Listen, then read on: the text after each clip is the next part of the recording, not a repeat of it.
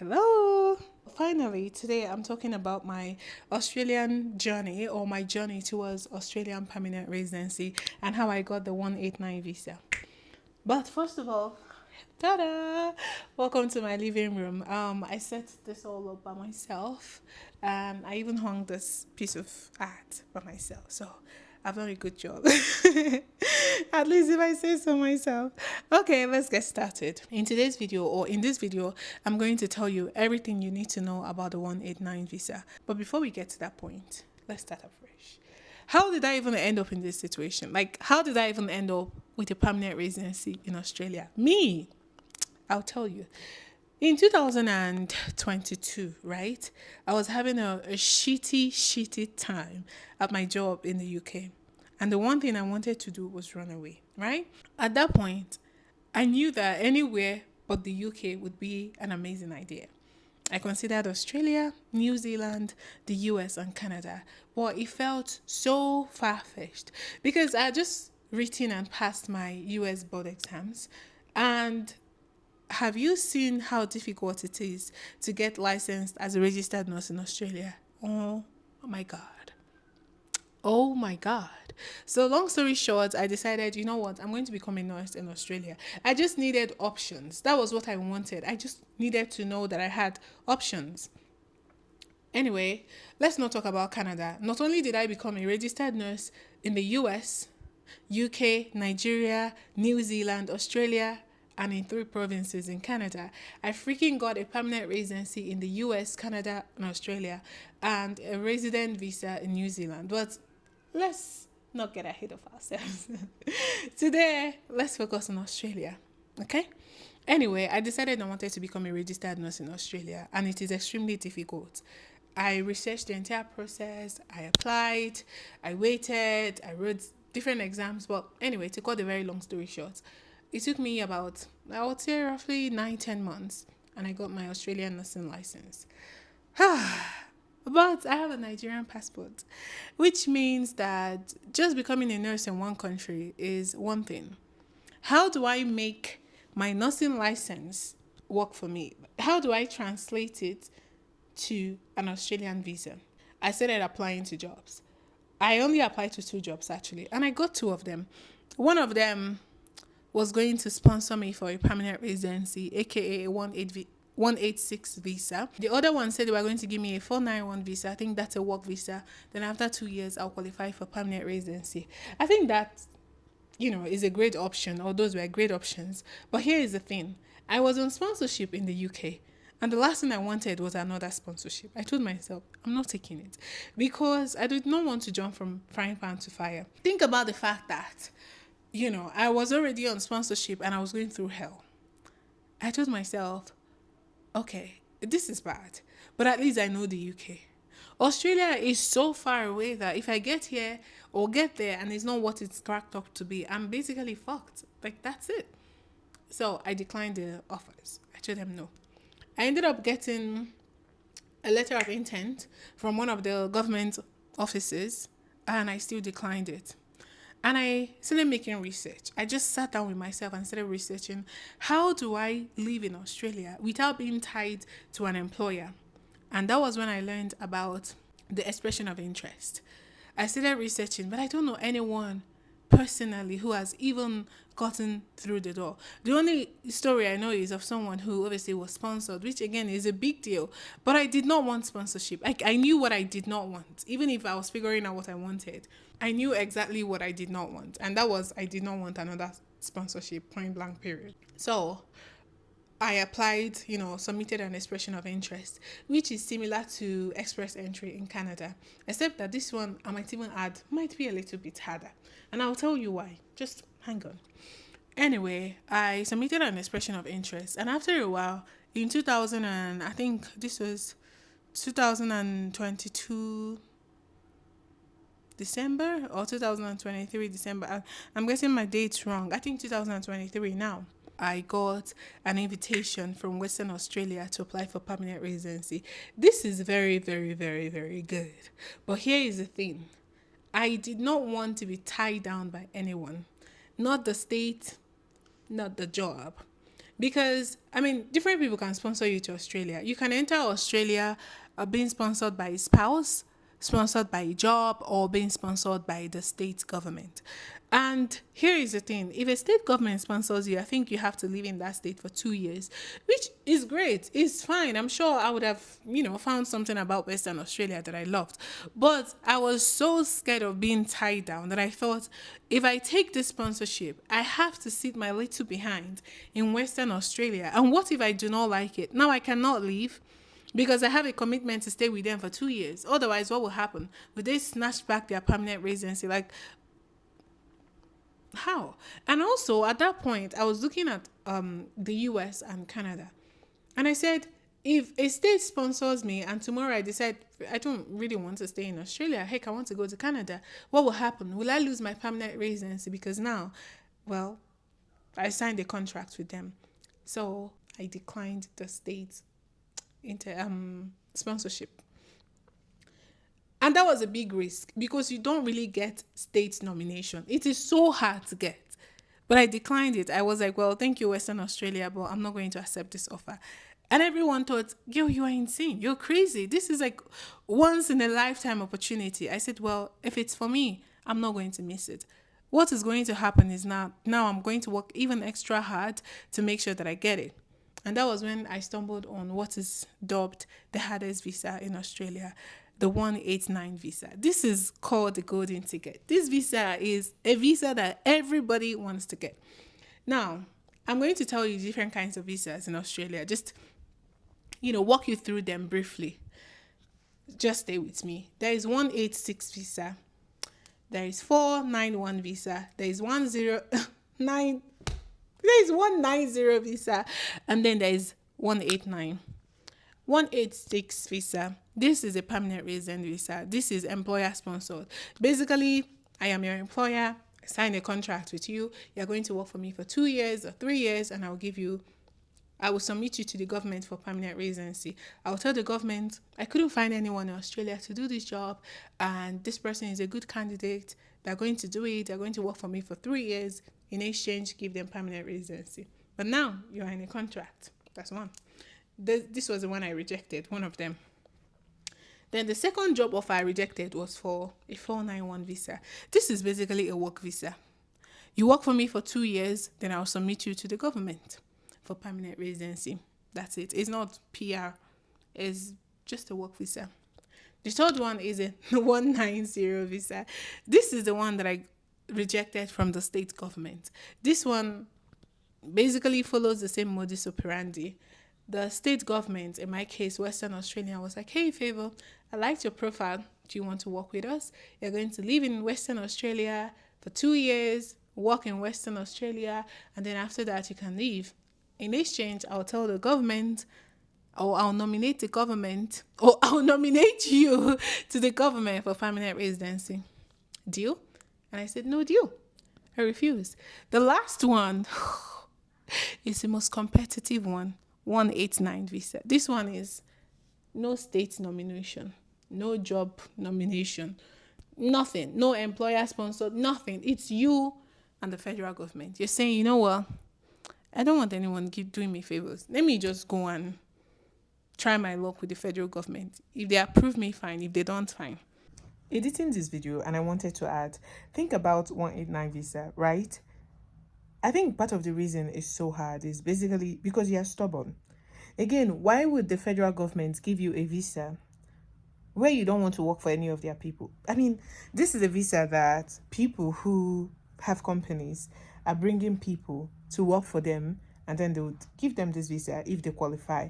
And then you are being arrogant. You're going straight to the federal government saying, I don't want to work for the state. I don't want to work for anyone. I'm coming by myself to solicit this visa. You have to prove why you deserve this visa. Like, you get what I'm saying, right? And because nobody's doing you any favors, like there's no employer saying, oh, give her visa. There's no state saying, oh, give her visa. You have to prove, like you have to actually prove that you qualify. Like, I don't know how else to explain it. It's just like, oh, why will I give you something that you can get by working for my people? You can go work for my people and I'll give you this visa, but you don't want to go work for my people. You're coming straight to me. So now you have to go through 7 seas. See, they put me through the ringer. They put me through hell. I know I've said it so many times, but I don't even know how to explain it. It was, yeah, it was so hard. But anyway, continue watching the video. But here's the kicker, right? There are only 15 to 16,000 189 visas. Because 189 visa is a permanent resident visa that has so many benefits. First of all, no nomination, no sponsorship. Two, you can live anywhere you want in Australia, anywhere in Australia. So I don't have to live in, I don't know, in Melbourne just because I'm working there and my employer stays in Melbourne. I don't have to live in Western Australia just because the state sponsored me. With this visa, you can bring your family, you can bring your parents, you can bring your children. With this visa, after 4 years, you become an Australian citizen. With this visa, you are entitled to all the benefits of an Australian national. The only difference is that you cannot vote, but you have access to free health care. You can go to school as a local, like all the bells and whistles. This is the ultimate visa. The only difference between you and an Australian citizen, like I said, is that you cannot vote. Otherwise, you can go ahead and live your best life. Today you live in Melbourne, tomorrow you're in Sydney, next tomorrow you're working at the cashier in, I don't know, Walmart. In 2 days, you're like, I want to work in H&M. Next tomorrow, you're in nursing. You don't have to work in the job that brought you. Unlike if you're sponsored by an employer. If you brought me to work as a nurse, I cannot come around tomorrow and say, heck, actually, I want to work in fashion. I have to continue to work as a nurse. So, which is why the 189 visa is very hard. And I know in 2024, there were only 16,000 spaces. Then in 2025, there were only 15,000 spaces for this visa. But here's the thing. This takes me to the second point. When it comes to Australian visas, right, there is something called onshore and offshore. This is something I'm going to hear a lot. Onshore basically means what it is. Onshore, people in Australia. Offshore, people outside of Australia. And everything with Australia prioritizes people already in the country. Everything onshore gets the first pick. Offshore is like, oh, maybe. So with those 15,000 spaces, that includes everyone on and offshore. Everybody. Think about people on temporary foreign worker visas, people on, I don't know, spousal visas, people on student visas. Everyone in Australia is gunning for this 189 visa. Then everybody else in the entire world outside of Australia who is gunning for this 189 visa is also included in the 15,000. So even if 1 million people showed interest, Australia is like, we're only taking 15,000. And out of that 15,000, last year in 2025, Australia issued 15,189 visas. And out of that 15,000, I think 11,500 and I think 49 were to people in Australia. Think PhD students that graduated, people who finished their master's degrees, people who had already for example, people who were already on, say, working visas, like 491 visas. Yeah. And then everybody else that were not in Australia had to manage 3,000, I think 3,000 for, I don't know what the mathematics is, but say the remaining 3,500 of all the visas left. And remember, this is everybody else outside of Australia. And the highest population of immigrants in Australia are British people. Well, this year they were overtaken by India, but when I went to Australia, oh my God, it was like I was in the UK all over again. So you get what I'm saying? Everybody else, which means everyone in the UK who wanted this visa, everyone in Pakistan, everyone in the US, Afghanistan, Nigeria, South Africa, Zimbabwe, India, everyone else is gunning for that position. This is why it is highly competitive. It is so hard. This is why I advise people, if you're going to get it, see, I'm not discouraging you, but try and apply for other kinds of visas because this visa will humble you. And if you put all your eggs here and it fails, you're going to be very sad. The reason I had the faith to put all my eggs was because Australia was not the only option I had. The same way I was chasing Australia, I was also after the US and Canada. And somehow I told myself, somehow one of them will work. I don't know which one, but I'm hoping that at least one of them works out. And I mean, if none of them worked out, I would have just stayed back in the UK. I had an okayish job, I had a car, I liked where I lived. So, I would just stay back. The only thing is, I was just tired of being on sponsorship and I really just wanted permanent residency, which is why US, Canada, and Australia, what I really wanted was just permanent residency. I was not even looking at any other visa. If it's not PR, I'm not leaving.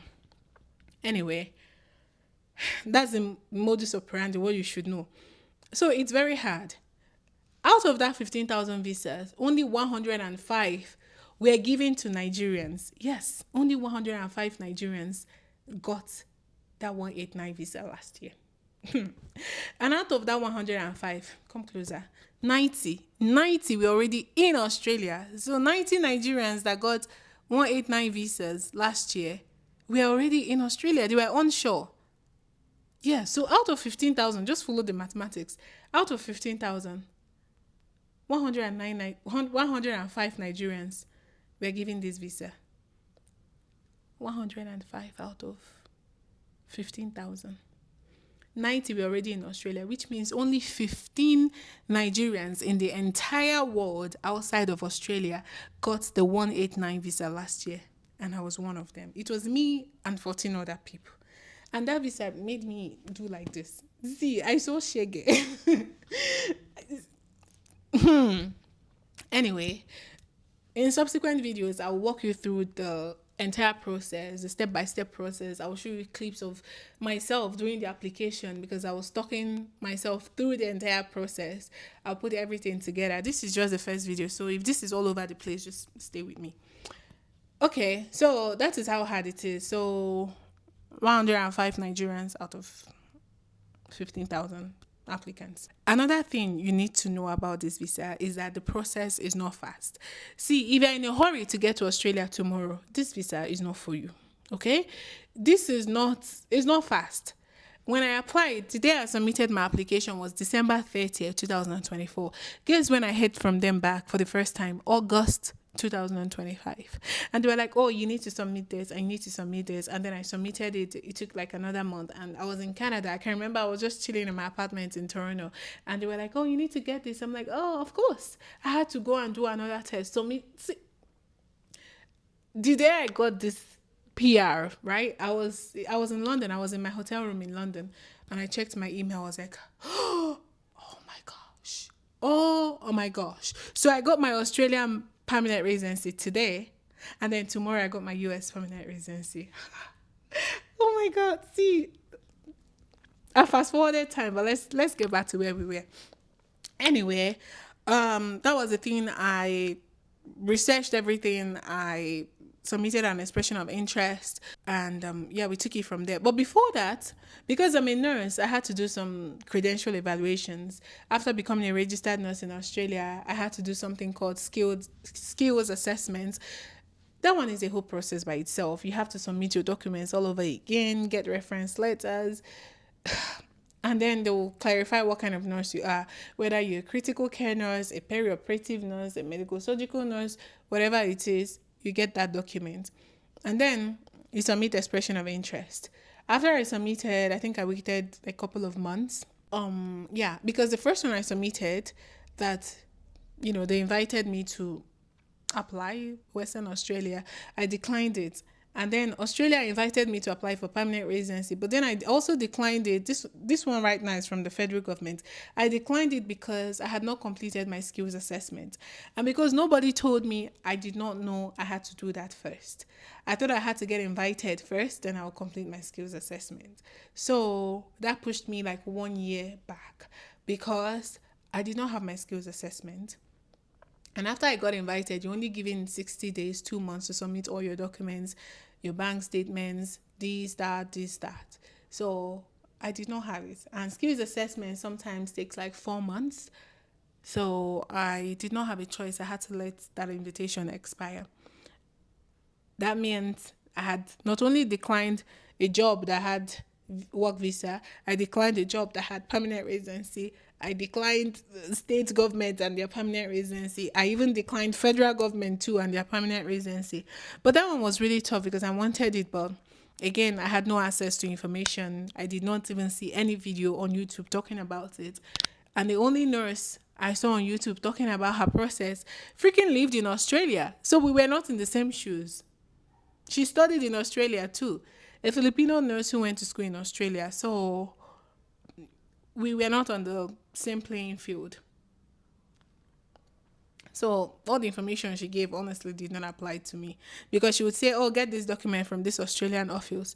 Girl, I don't know where Australia is. I've never been to Australia. Yeah. Anyway, that set me back 1 year. I completed my skills assessment and then I applied again. I submitted another expression of interest. This is what I'm telling you. With these things, you have to be patient. There is no, you cannot rush. I submitted another expression of interest and I got invited. I know I submitted it in June of 2024. Then the day I got this invitation, November 7th, 2024. I got invited November 7th, 2024, and I submitted my application December 30th, 2024. And the invitation was going to expire, I think, January 6th. And because I was going to, where was I going to? I knew I was going to Northern Ireland. I was going to Belfast for the Christmas and New Year. I had to submit it on the 30th. Then when I submitted it on the 30th, I got on the flight on the 31st to Belfast. Oh my God, I boarded the smallest plane ever. I said never again. The wind was tossing us like this. That is a whole separate topic. I got to Belfast and I spent the Christmas there. I came back on, I think, January 4th.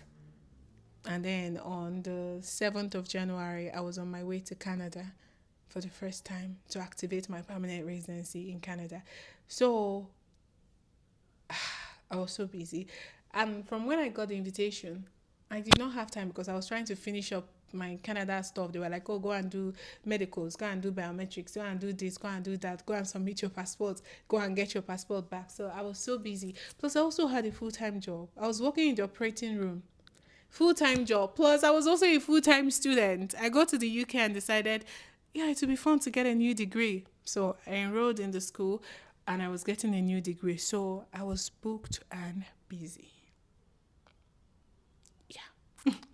Anyway, I submitted it in August. I head back and they asked me to submit other documents. Anyway, long story short, in October, I got my PR and in November, I landed in Australia. Welcome to Australia! I just woke up from a nap and I forgot to add something. So with 189 visas, they don't do lots of rounds and lots of draws or, invitation rounds. In my own, when I got my invitation, that was, I think, the second draw for the year. Unlike Canada that does, I think, every 2 weeks or every 3 weeks or even every month, Australia does once or twice a year. So there were a number of years where they only did like just one round of invitation, right? And the year that I got mine, 2024, they did 2 rounds. So that's it. So that's another thing I'm saying. You have to be very patient. This is not a start today, finish tomorrow process. You have to be very, very patient because sometimes you submit your expression of interest, let's just say in March, and their first draw is in November. And you can imagine, because of all the time that has accumulated, so many people have also submitted their expression of interest, and then they take the people at the top with the highest score. So please try and make sure you come correct. That's basically what I'm trying to say, and exercise as much patience as possible. What else? This video is getting too long, but I'm trying to give you as much information as I can. And then in the next videos, I would make step-by-step processes, tell you what I did, all the exams I wrote. Actually, I wrote at ELTS, general training, and I got an overall band of 8.0. So that's really, really good. Do well in your IELTS. This is extremely important because it is make or ma. For your points, right? 189 visa, you have to submit an expression of interest. And it's just like Canadian Express entry, where every point matters. It's point based. So when they are choosing, they choose people at the top 1%, right? Every point matters. If you get, for example, I don't know, for example, if you got a band 9 and then 8.5 and then 8, there is difference in all of them. They will grade your English as good, expert, best, something like that. And each one dips your point. It is so serious. Like, don't goof around, don't joke around. Try and maximize the points as much as you can. It is very small, but 0.5, oh my god, it could be the difference between you achieving your dreams in Australia or not. So do your best. Don't joke with it. Go and study. Another thing is, I spent a shit ton of money. The application fee is almost 5,000 Australian dollars, and it is not refundable.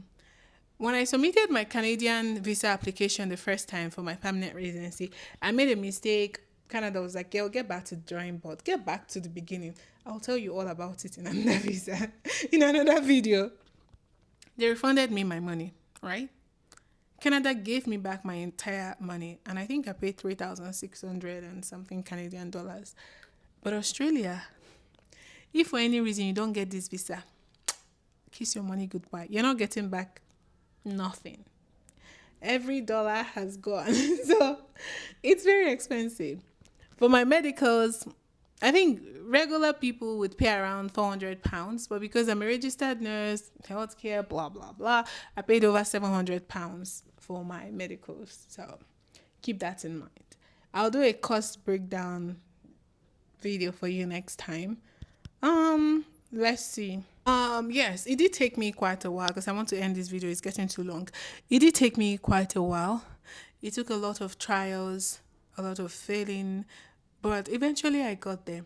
And because I kept searching YouTube, at that point, I really just needed someone to help me. And coming from my experience with Canada, where I missed out one document, like just one document, they did not even tell me, "Oh, go get the document." They flat out told me that my application was incomplete and I need to start afresh.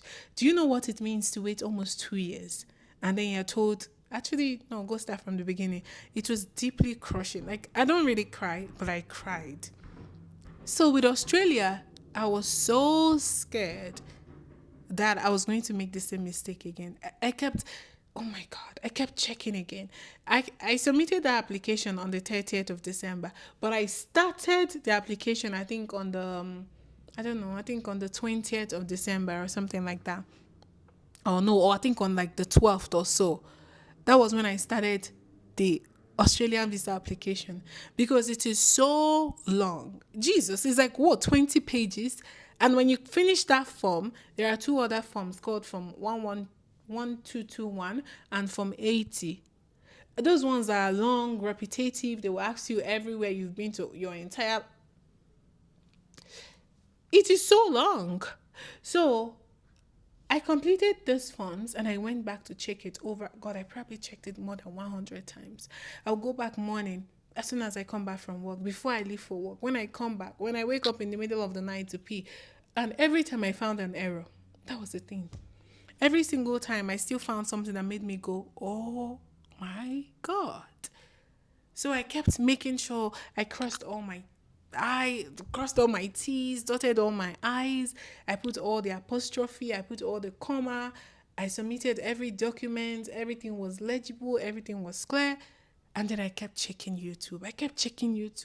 I could not find anything that would help me. That's why I promised myself that if I get this visa, I'm going to help someone else. I'm going to make videos so that hopefully this video is even helpful to one person. If somebody who needs it is looking for it, they will find it. Because I know how it was for me, having no direction, having like nobody explain this process to me. So I'm hoping that by starting this channel, making these videos, creating this, detailed videos for you, that somehow it answers your question and that you're able to find it helpful. Even if one person finds it helpful, hopefully you don't go through what I went through. This was really brutal and I didn't have any help, which meant the process I started in 2022 only ended in 2025. 23, 24, 25. It took 3 years for me to accomplish it because I kept making mistakes after mistakes after mistakes.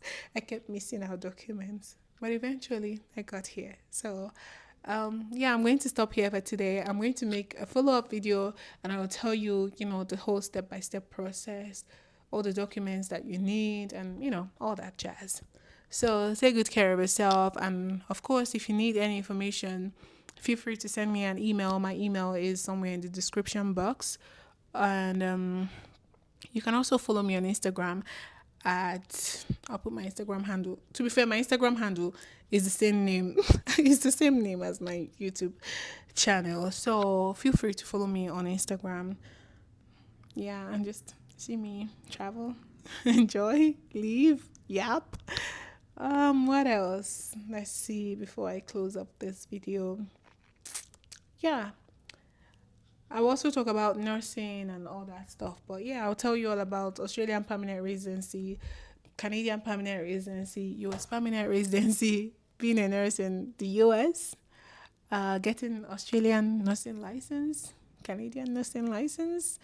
Well, licenses because I have 3 in Canada. So anyway, bye bye. I just wanted to say that I consider myself extremely lucky and blessed, honestly, beyond blessed, to have the opportunity to travel to all these countries because, I'm Nigerian and I still have a Nigerian passport, right? I was born in Nigeria and raised in Nigeria until my teenage years. And the first time I left Nigeria, I went to another African country. I just went to Benin Republic. So, because it's very close to Nigeria, people don't really see it as traveling now because you went to Cotonou. That does not even count. But it's some of those things, or it's one of those things that opens up your mind to endless possibilities.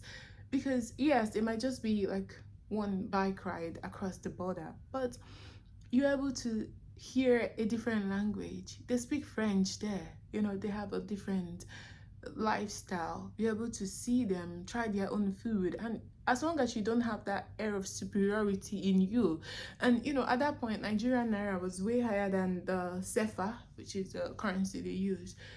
You are able to learn from them and also see it as a privilege, as an opportunity. But most times, people just see it as you just go to know we are better than them. But that is not how you see life. You cannot assess people based on your own reflection of them. So for me, I saw it as an opportunity, right? I spent 6 months living there, and every day in the morning I'll go to this French bakery and I'll try French foods. I personally loved 2 of their drinks, because I had a neighbor that made this homemade drinks called Citron and Ananas. Sorry, these are just a few clothes that I've brought out that I will wear like this week. I don't want to hang them up, so I'll just move them. So it's called Citron and Ananas, which I think is lemon and pineapple, right? And I'll buy it every morning and I'll drink it on my way to school. And most Nigerian students that I met there will say something like, it's just Cotonou, it's just Cotonou. And for me, I did not see it like that. I saw it as, oh my God, like this is an opportunity for me to learn about other people's cultures. And mind you, I was 16, but even that, it felt like a big deal for me because yes, our money may have been higher, but then these are a different group of people. They speak a language I do not understand. So I used it as an opportunity to learn French. And now I've forgotten half of what I learned, but at least I could communicate just do basic conversations in French. Or shall we say I developed conversational French speaking skills. And I loved it. After that, I went to the Philippines. And then I think I went to Singapore. And then I went to South Korea. After that, I don't know if I went anywhere else. Then I came to the UK. Then I went to France. And from France, I went to, I think, Spain, then Italy.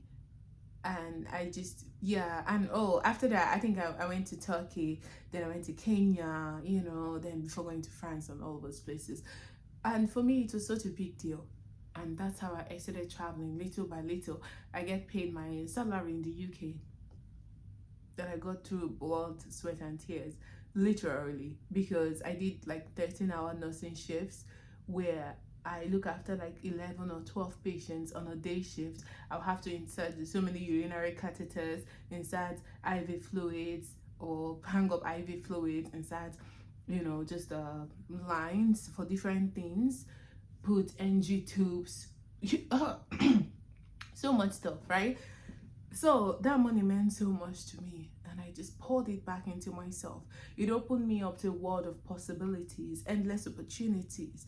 It just bridged that gap for me, and traveling became second nature. And now, at 29 years old, I have now been to 41 countries, mostly by myself. The only three countries I've traveled with people, which is Montenegro, Denmark, and Iceland. And these three places, I'd actually been to Denmark by myself before. So technically, only two countries I ever went for the first time with someone else: Iceland and Montenegro. That's all. So, at the end of the day, someone might look at me and think, oh my God, you come from a place of privilege. No, I created this. So it also has been reflected in where I currently am, being in Australia. I did this. I did this by myself, for myself, from Australia to New Zealand to, getting permanent residency in Canada and now in Australia. I am beyond proud of myself. I wish I could just scream it down the roof, It's something that I think about every day, and I just have a pinch me moment. It's beautiful, beyond beautiful. So hopefully this encourages anyone out there.